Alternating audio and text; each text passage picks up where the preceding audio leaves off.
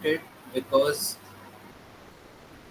this being actually conducted because you know many of the members are facing this problem that they are unable to you know convert their material advantages into wins, and many of you are also starting out new to chess. So it is a known fact, or rather I should say it is a imperative thing that end games should be stronger than openings or middle games. If it is strong, then we can just pull off many of the draws or even wins from a potentially losing position. So that's why we are covering this course, and many of you have given a good response. We have received almost 52 response out of a group of like 120 to 130 people, which is, I think, really a good turnout. I hope everybody joins as well, because there will be a surreal learning amount that will be involved. Plus, I just want to make one more announcement before we start. Many of you would be in the group of Shahamat. Shahamat is the IIT BS chess main group. Actually, there are 12 houses in totality, and all these 12 houses are headed by one group, which is by the name of Shahamat, and they are conducting a tournament which is commencing from 22 September with the name of Chess Super League. For that, each house team has to create a squad of 16 members. So, due to this task, we are conducting a tournament on 14th of September. Uh, Timings are not being decided yet, but just wanted to inform you all so that those who are interested may register themselves, or at least they can prepare for qualifying. Only 16 spots are available, and we will select. We are actually preparing a team who will select from the 16 given teams, and more details will be shared in the group itself. So thank you, and I think we can start the session. Just sharing the screen. 1 minute. Share yeah, anything. Yes. WhatsApp is gone. Okay. By the way, this is the YouTube channel of Nilgiri House, IIT Madras, where we will be uploading all the recordings of sessions every day. Those who are not able to attend the session can watch it from here. You can just subscribe it and click for all to receive the notification of every video. I hope I'm clear, and but I will encourage you all to join directly in the meet, because any questions that may arise from the position or the move that I make, you can just ask me. That is the only aim. Otherwise, if there are any impending reasons like your exams or any other commitment, you can just watch it recorded as well.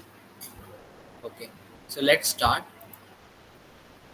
And yesterday we covered two rooks checkmate, queen checkmate, and one rook checkmate. You can watch the recording given in this Nilgiri House YouTube channel to understand fully what are the techniques which are optimized way to checkmate each and every opponent. So today's agenda is to cover two bishop checkmate. I saw in tournament that many of you were not able to checkmate with two bishops. So let's start the session and view the efficient method to do the same. I believe this was the position which was put uh, in the tournament. Can anyone affirmative give an affirmation? Yes or no?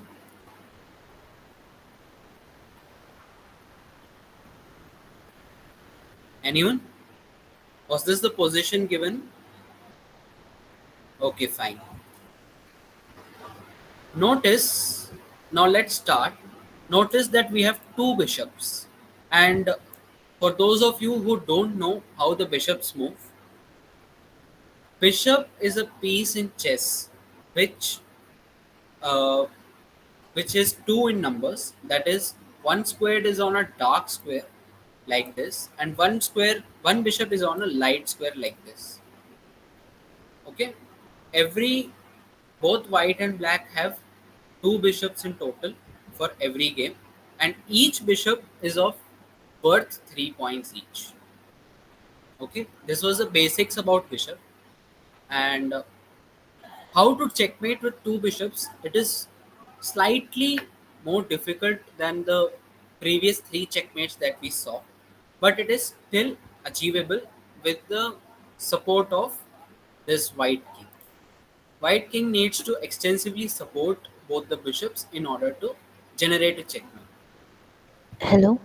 Yes, Sorry to interrupt, but your screen wasn't visible, like the just chessboard. thank you for informing me. I will just do it. Okay. Is it now visible? No, I can still see the black screen. Okay, okay, okay. I mean, your screen was visible, but it was stuck. Now, Now it's perfect. I can okay. see the chessboard. Yeah, yeah, that was the thing. What I was saying was bishop consists of two diagonals. One is like light. This bishop is known as light bishop, which is on the starting white square, and this bishop is known as dark bishop, which is starting on the dark squares. And each side, both white and black, have two bishops in total, and each bishop is of worth 3 points in a chess game. I think many of you know what are the points for every chess piece. If yes, please give a thumbs up. Then we will proceed towards the checkmate.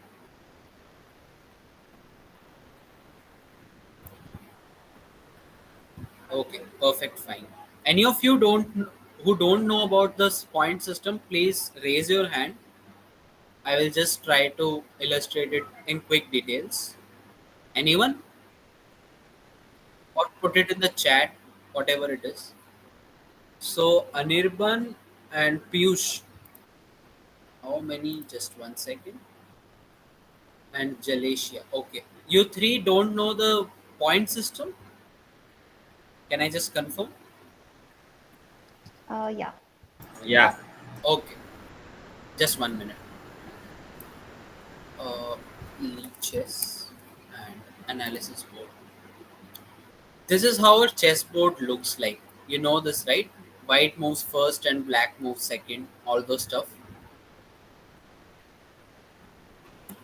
Okay. And the forward 8 pieces, this, and this until this.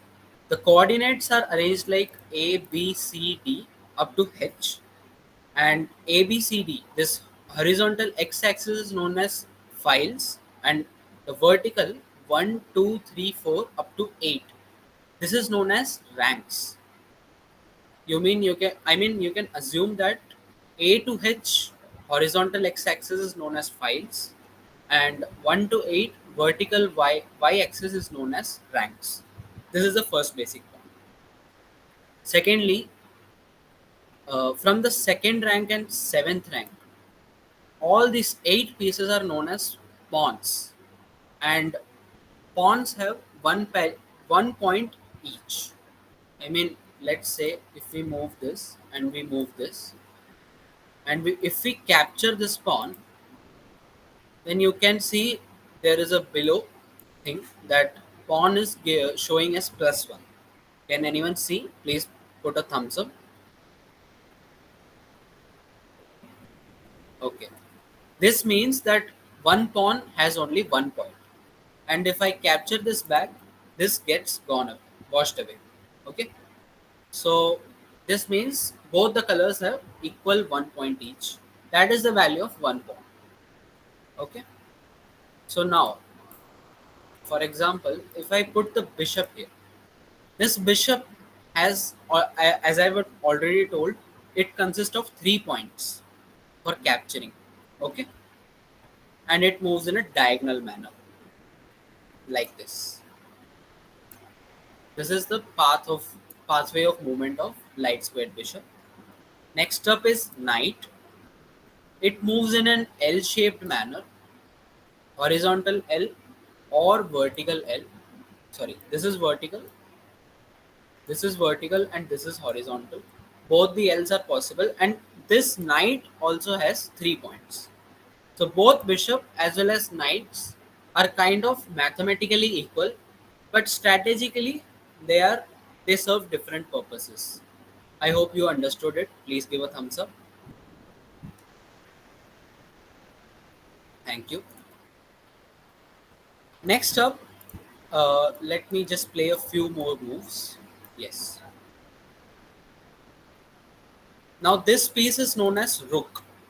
This corner H file piece is known as rook. These 4 pieces are known as rooks. Each of them have a 5 point each. I mean, each rook consists of 5 points. They are greater in value than both bishop as well as knight. They can move forward or sideways until or unless any piece does not block them. Okay. Next up is queen.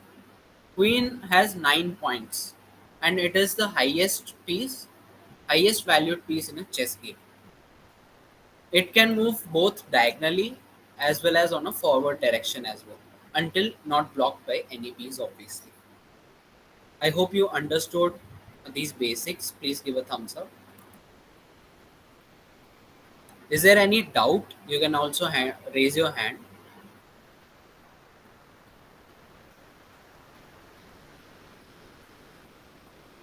Yes, exactly.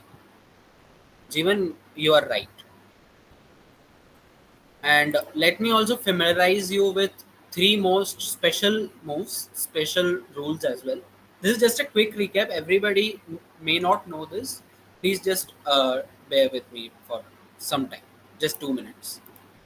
This is known as castling, and it is the only instance where a king can move 2 squares at a time. And in this, rook also gets shifted to the center of the board. Okay, this position is known as castling. It consists of both queen side as well as king side. I will just show you one time. Just making a random moves. Bishop g4, b5, knight d4. These are just random moves. Don't think about this for now. Uh, okay, and then now. Now you have noticed that this is also possible here, and this is known as long castling, and this what white did is known as short castling. Short castling is basically derived from the king side. This portion, a board can be vertically divided into A, B, C, D and E, F, G, H columns.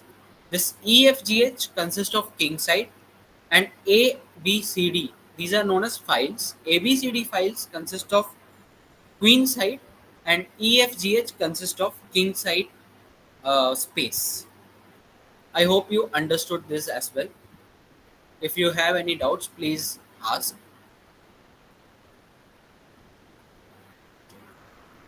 Castling can be done on both the sides.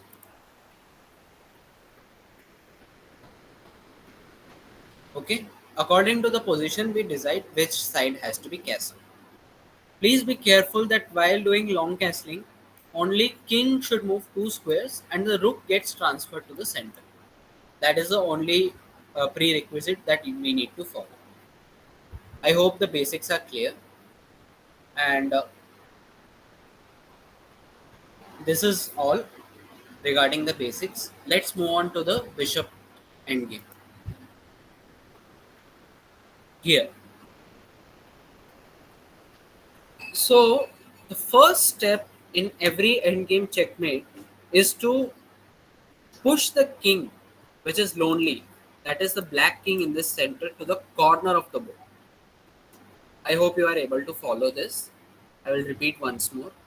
We have to push this king to one of the corners, that is A1, H1, A8 or H8. You can follow the coordinates A, B, C, D. It is given. Is the board clearly visible or should I enlarge it?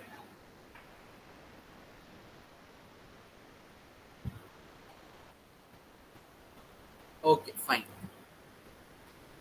So here, if you ask me what is the correct way to approach this checkmate, I will say two ways.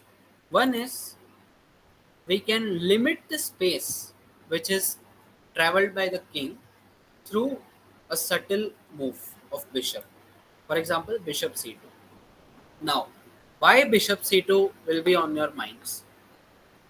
For that, you need to see the board diagonally. It is a bit tricky, but bear with me. Just you need to see the board diagonally. Follow the arrows, please. This bishop on a1 controls this entire diagonal. Okay, this bishop on a1 controls this entire diagonal, and this bishop on c2 controls this entire space from c2 to h7 and from a1 to h8. Now, I will say a more important point. Try to understand this. If not, please raise your hands. These two bishops are not just controlling this important squares, but at the same time, will you agree to the fact that if I say we are creating a wall so as to not allow the black king to enter this part of the board? That is, black king is not allowed to enter this part of the board. He is forbidden entry to these four rectangles. Do you agree with this fact? Or do you have any question or you are not able to understand it? If not, please raise your hand. I will explain again. Anyone? Any questions? Are you able to understand the fact that king cannot enter this area? If you cannot speak, kindly put it in the chat as well. I will see that as well. Okay. So I think everybody is able to understand this. The first most important thing is king cannot enter. Okay. Let's move ahead. Now, where can black king actually go? I will remove these arrows. Where can actually black king go is, I think both these arrows are sufficient. It can basically go only to this, this and this. And this area. This trapezium area is the only area which can be accessed by the black king. Let's see where black goes.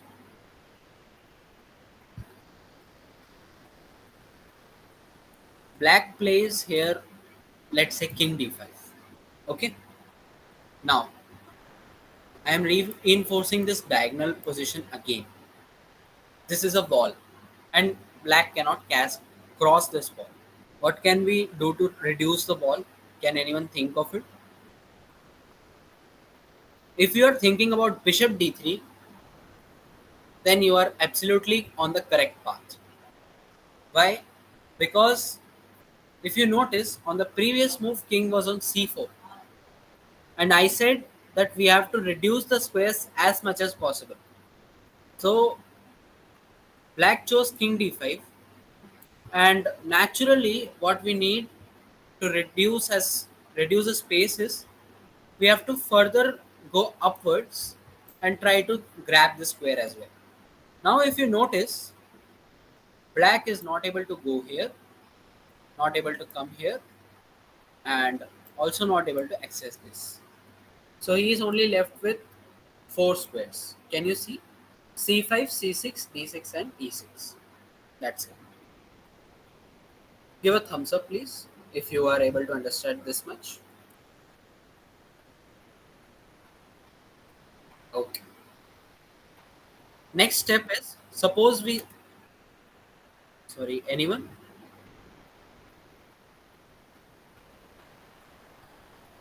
Next step, suppose black plays king c5. Now what to do? Again, we have to reduce the space. How? We have to play bishop to c3. Why bishop to c3? Because black king is aiming to come to b4. We don't want to do that. Now see the control. Here, here, here, and this much. Our bishops control these many spaces, and if you now see the legal moves, black only has 4 of them. Let's say if he goes king d5, now we have to bring our king upwards with king f2, because we all ultimately need the support of king to jail the black king into some corner. King f2, king c5 again. Now play king e3 and king d5. At this point, we have achieved almost 30% of our target, which is to bring the kings closer as well as go for limiting the space. Now, here there are many alternatives. We can play bishop e4 also, or there is a simpler alternative as well. Best is bishop d4. Why bishop d4?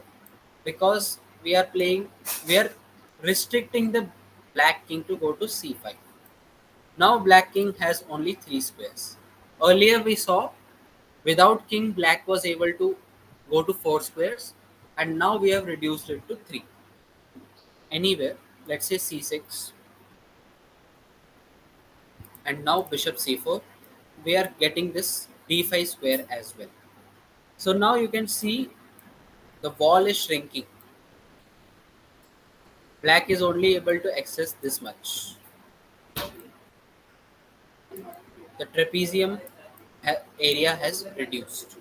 Okay. Okay. After bishop c4, what is the major thing that black could do? Can anyone think of it? I think the best move would be to stay on the rank as much as possible. Play king d6. Now white has to play his king upwards because he has to ultimately reduce the space that is occupied by black. So king e4, king c6 again. Here we can go king e5. Why king e5? If you notice, black king only has 3 squares. I will just come before king e5. Why I have chosen king e5? Because if I play any bishop move here, for example bishop e3, then king is again coming back to d6, and we are unable to push the king into the corner in an efficient manner or in a faster way. And if we try to give bishop f4 check, then the king again comes to c5, and this is not ideal. We have already gotten a promising position. Now we just have to reduce the occupancy of space of the black king. So for that, we need to play king e5 in order to achieve the same. Now see, the black king only has 3 squares because this is controlled by bishop, this area is controlled by bishop, and the other areas are controlled by our king, our white king. So let's just go back to d7. We are expecting a stubborn defense from black, so this is most stubborn thing. Now there are two options: either to play bishop d5 here, or to play bishop d5. Sorry, uh, bishop d5, bishop b5, or bishop b6. Any move is fine, but uh,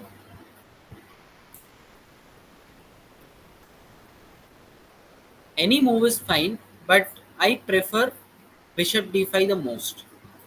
Why? Because if I play bishop b6, then the king can again go to c6, and we have to retrace the bishop back.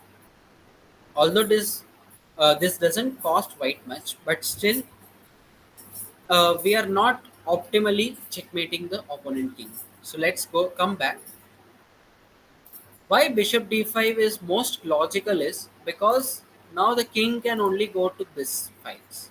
Okay, so white can black can necessarily go to d7, c8, d8 or e8 squares along with this c7. So if we play king e6 now, notice that now we are achieving the our ultimate aim of coming to the back rank. Black king is forced to the corner now, and it's just a matter of time before we checkmate. Now, I think the first part is clear. Is there any questions on your mind before we pursue further? Anyone? You can raise your hands if you don't understand it. Was the reasoning okay? Fine. Can we proceed now?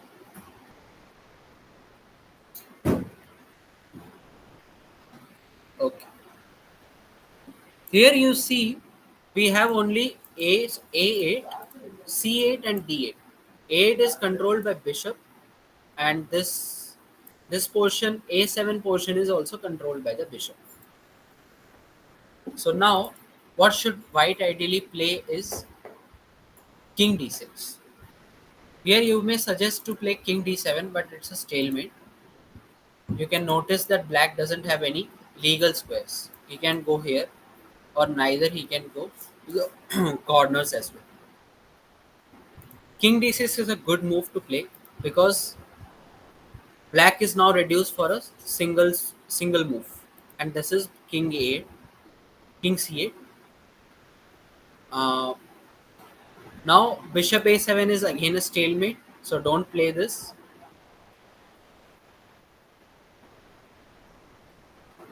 Play bishop b6 instead. King b8 again, and now you may go for king c6, reducing the space again and again. King c8, uh, bishop f3 is a waiting move. King b8, then bishop c8, king a8, and here we can go for something like king b5, king b8, and king a6, king a8, another waiting move, this, this, and this. Okay. Now let me explain it through here. King c7 was the move that we last discussed, and I said we have to go to king a6. Why? Because we are actually reducing the space. Only three squares are left. You can see it from here. Okay. Now black chooses to go king d8. King b8. So why we have to play king d6 here? I will explain you the reason. The reason is bishops are already doing fantastically well. And if we play king d6, black is reduced to play only one square, that is king to c8. If I show you the legal move, this is king c8, only square left. So if we play king c8, now we should not be rash and playing bishop e6 because black will again escape from here. And all our hard work is undone. What should we play here now is to play either bishop f6 or bishop b6. Both are correct, but I prefer bishop b6 because it involves controlling of a7 square, sorry, as well as this d8 square. I hope everybody understands this point. Is there any move that you want to suggest which can be improved? Anyone, please put in the chat or unmute yourself.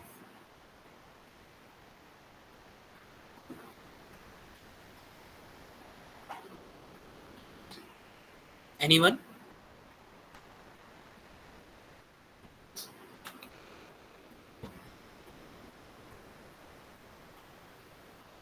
Is there any confusion?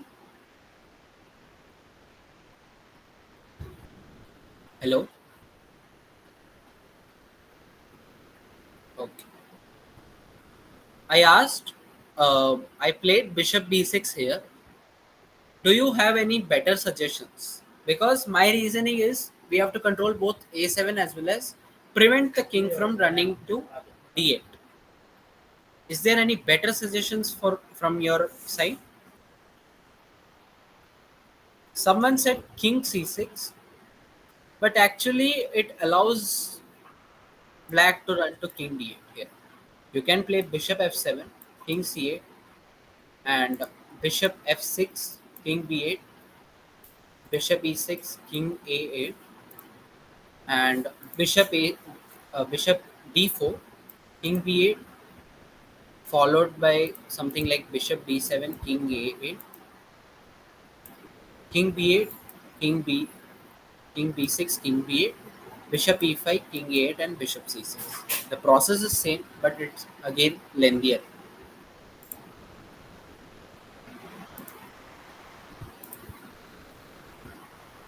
Bishop b6 controls d8 as well as a7. King b8 only move for black. Now we are playing king c6. Now you may say that this blocks the control of bishop. This move is intentional because we are hoping that black might go to king 8 as well here. If he goes to king 8 by mistake, then this is a checkmate.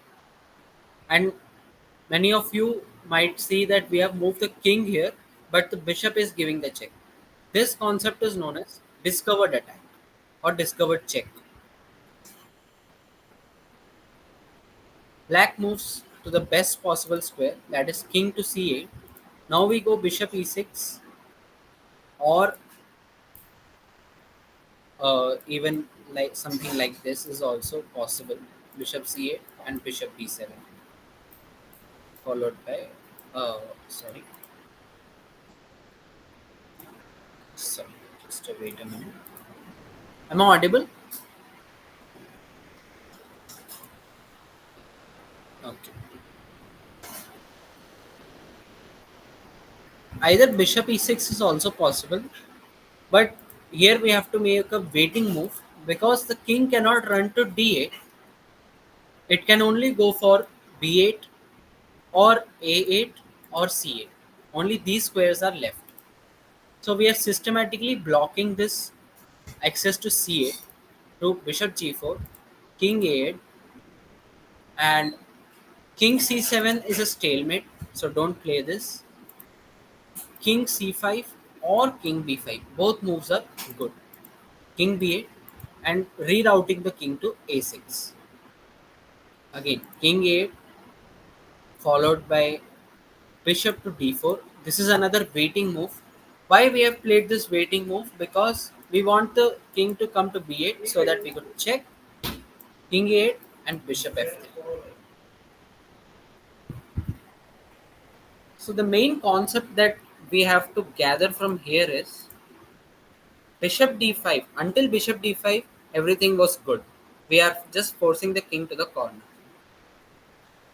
Now when they go to corner, we have to advance the king, and if we hope that they go king b8 or any corner position, we are controlling with the king as much as possible, which is stalemate.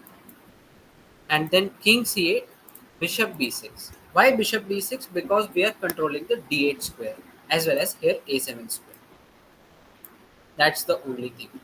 The major thing with bishop endgame is we have to reduce the control systematically through the use of both bishops along with the kings.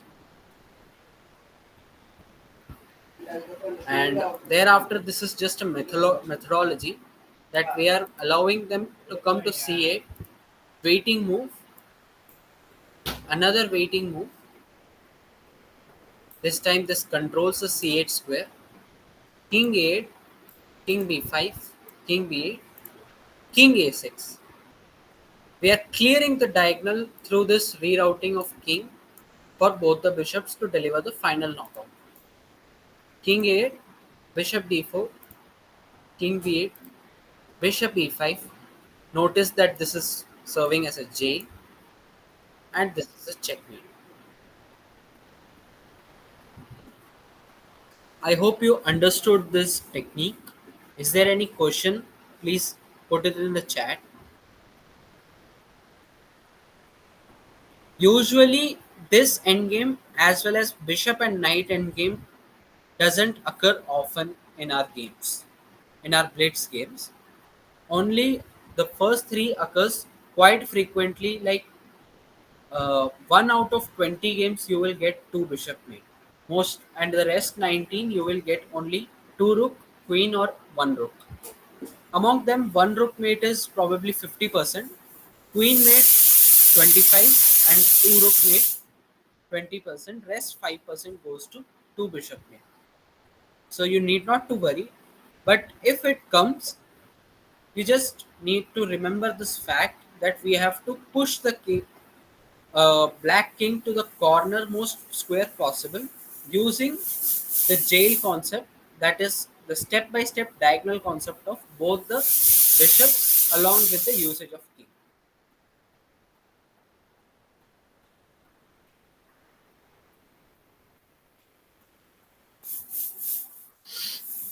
I think it is clear for you all. Is there any questions or anything which you want to improvise?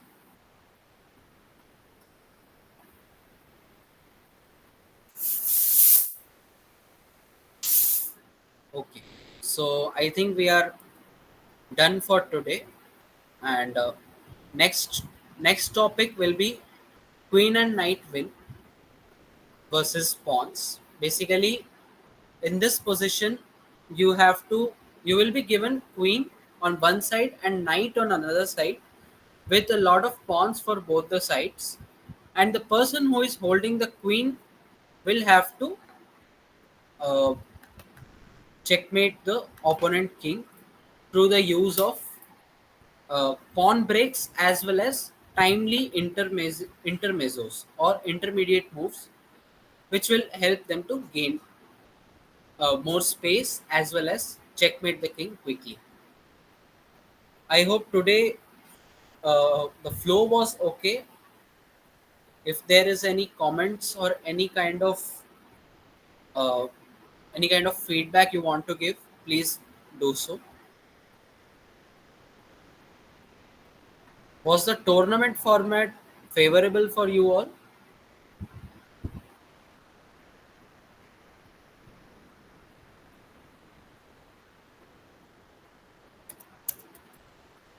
Okay, fine. So that's all for today. I think we are over by 10 minutes as well. So you can leave now. Thank you for joining. Please join tomorrow. This is Queen versus Knight will be more interesting, and these are the rest of the sessions that will happen will be more practical, and they will often be encountered in the games by you all. So thank you.